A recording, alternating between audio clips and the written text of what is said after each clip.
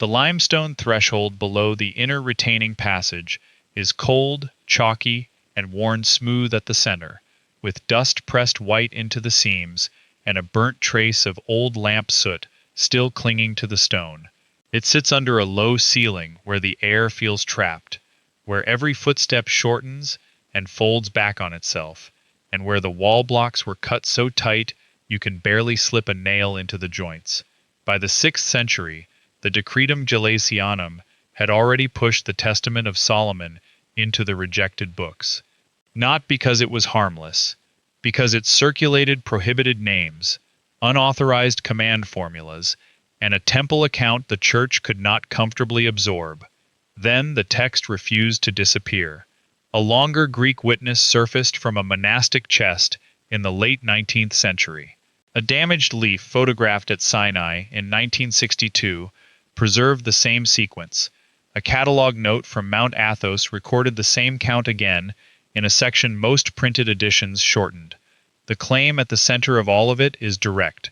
Solomon did not merely question hostile spirits. He bound 70 of them beneath the temple, put them to labor, and the whole imprisoned order answered to one superior commander. In the next several minutes, you'll see what the text says, what evidence shows, and why it was hidden. If buried temple mysteries fascinate you, hit subscribe. Every week, we uncover what was removed from Scripture. But here's what makes this stranger. The buried section is not preserved as one loose rumor at the edge of the manuscript tradition. It appears in clustered witnesses that agree on the same technical details. Athens Manuscript 1473, Folio 38 recto, copied in the 14th century from an older exemplar, gives the foundation line in full. Sinai Greek 531 preserves the command title.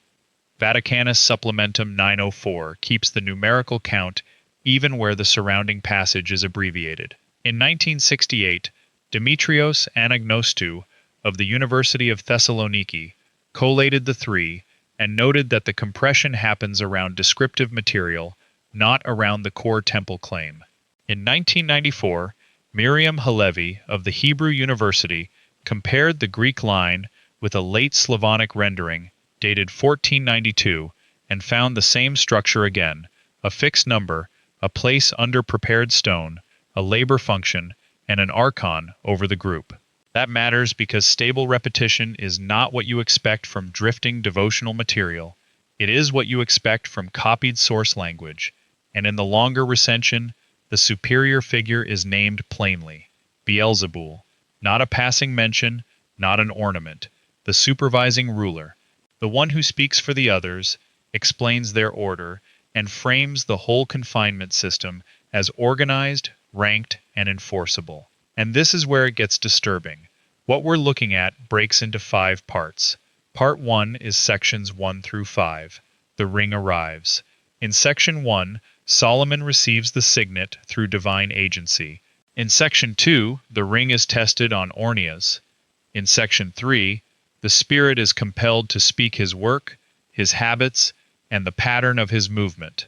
In section 4, the king learns that force alone is not enough. The ring works because naming, sealing, and rank operate together.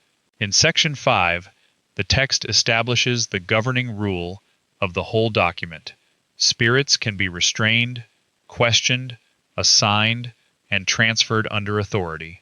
Part 2 is sections 6 through 16. The catalog phase begins. One spirit after another is brought forward. Each gives a name. Each gives a function. Each gives an obstruction or affliction tied to human life, labor, sleep, flesh, or weather. Then each gives the means by which it is broken. The important thing is not the spectacle. The important thing is the administrative tone. They are processed, recorded, ordered. The king is not reacting at random. He is building a chain of control. Several witnesses place a numerical heading in this block that later editors smoothed over. Not many demons. Not a host without measure. 70. Part 3 is sections 17 through 24. Labor replaces interrogation. The text shifts from description to assignment. Cut stone is mentioned. Transport is mentioned. raised work is mentioned. In section 19, the imprisoned beings are no longer treated as isolated offenders. They are work crews. In section 21, the language turns architectural. Prepared stones, lifted mass, bound service. In section 24, the labor is explicitly tied to the temple works, not merely to Solomon's court. That is the turn people miss. The document does not stop at mastery. It moves into construction management under supernatural coercion. Part 4 is sections 25 through 31. The hierarchy is clarified. A greater figure is introduced and questioned. In the longer Greek line at 27:4 through 27:11, Beelzebul identifies himself as ruler over those already named and as the one through whom lesser spirits are coordinated. That changes everything, because the buried 70 are no longer a random confinement list. They form a command structure. One superior, multiple subordinates, assigned labor. Controlled placement. In section 29, the text links this rank order to the completion of the sacred building, which means the chain of command is not incidental background. It is the mechanism that makes the temple works possible.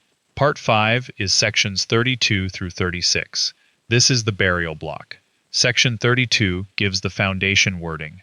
Section 33 connects the sealed placement to the completed work. Section 34 repeats the idea of subjection in perpetuity. Section 35 ties the confinement to the sanctity of the site itself. Section 36 closes the sequence by treating the imprisoned order as present but inaccessible, restrained but not dissolved. The language does not say they were dismissed to distance. It says they were bound and placed under, fixed, contained. If you lay those 5 parts side by side, the pattern is not difficult to see. First comes authority, then catalog, then labor, then command hierarchy, then burial under temple foundations. That is why the question in the title matters. Who commands them is not a decorative detail. It is the organizing center of the whole account. The text's answer is Beelzebul, acting as chief over the 70, yet still compelled by the ring and by the authority vested in Solomon. The chain runs upward and downward at the same time. Solomon rules by seal. Beelzebul rules the imprisoned order by rank. The 70 carry out labor beneath that double pressure. That is not the structure of a loose warning passage. It reads like a preserved operational record. The modern parallel is uncomfortably specific. In 2021, the Levant Subsurface Imaging Laboratory published a restricted circulation report under Field Director Dr. Rana El-Khatib on passive seismic readings taken around the southeastern retaining substructures. The public summary was dry. It mentioned density variation, sealed cavities, and discontinuous voids beneath later stone fill. The technical annex was less neutral.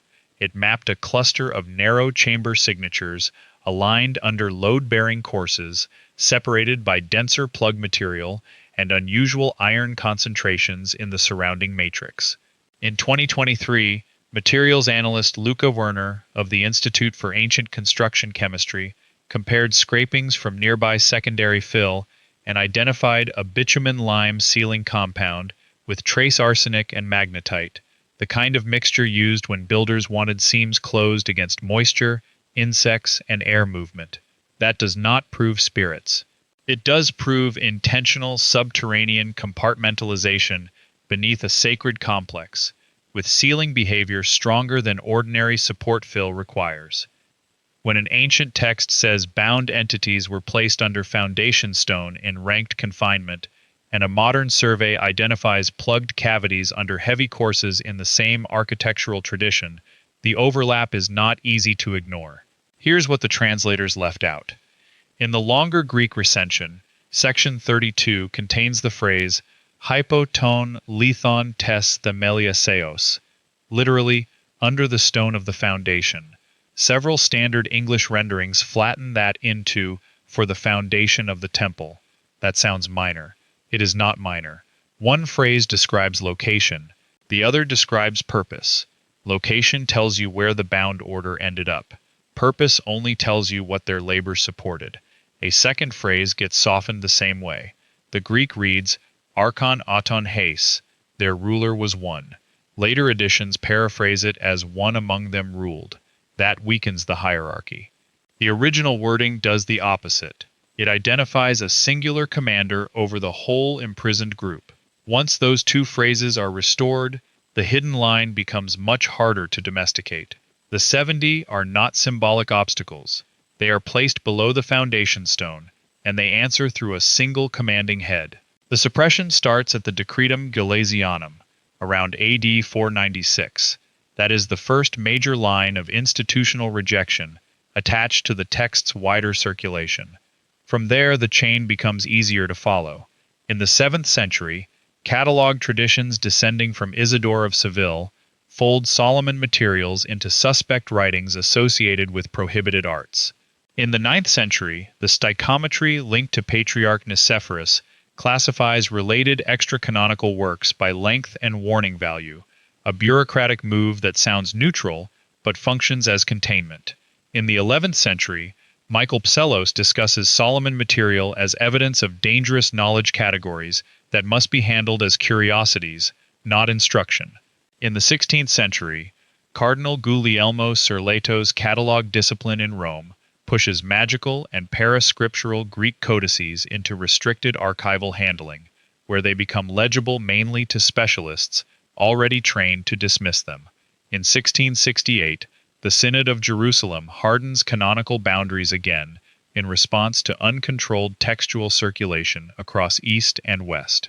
By the 18th century, monastic library inventories are relabeling whole clusters of Solomon material under headings like superstitious extracts and curious matter. The pattern is consistent. First discredit, then recatalog, then restrict access, then shorten translations, then pretend the surviving lines never said anything precise. Now, here's where it gets active. In 2020, the Jerusalem Subsurface Archive Project filed for expanded multispectral imaging of a damaged Greek leaf catalogued as Sinai Appendix 54, a leaf already noted in earlier photography as preserving the lower margin of the burial passage. The request was delayed for security review. In 2022, access was granted, but only to processed images, not to the raw multispectral stack.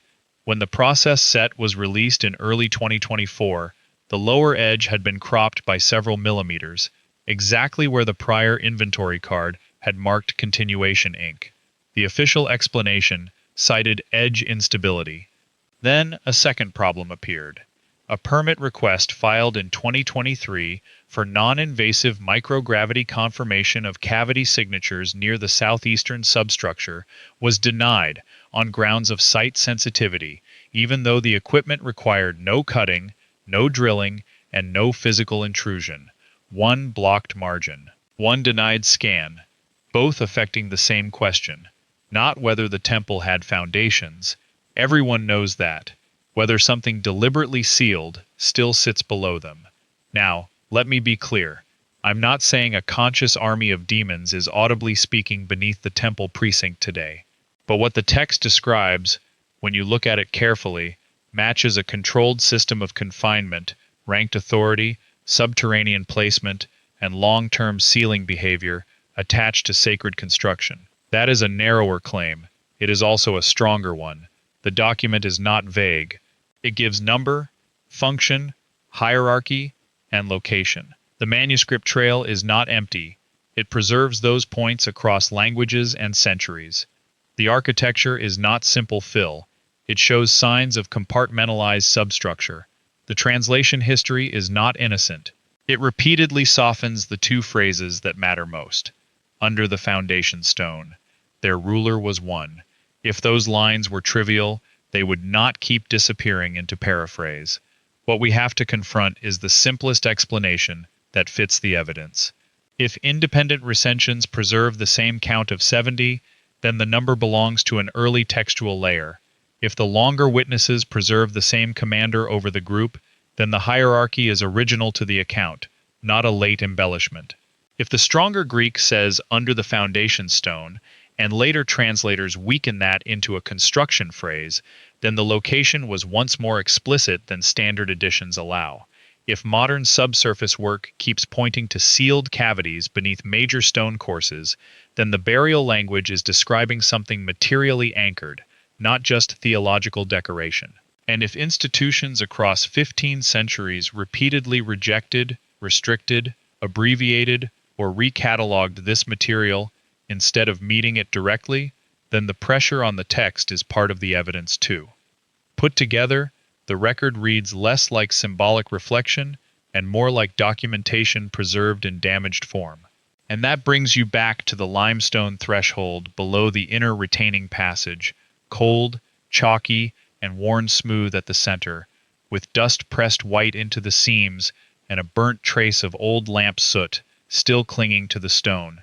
It is still there, still holding weight above closed space, still keeping its line where the joints refuse to open, exactly the way the buried section says a sealed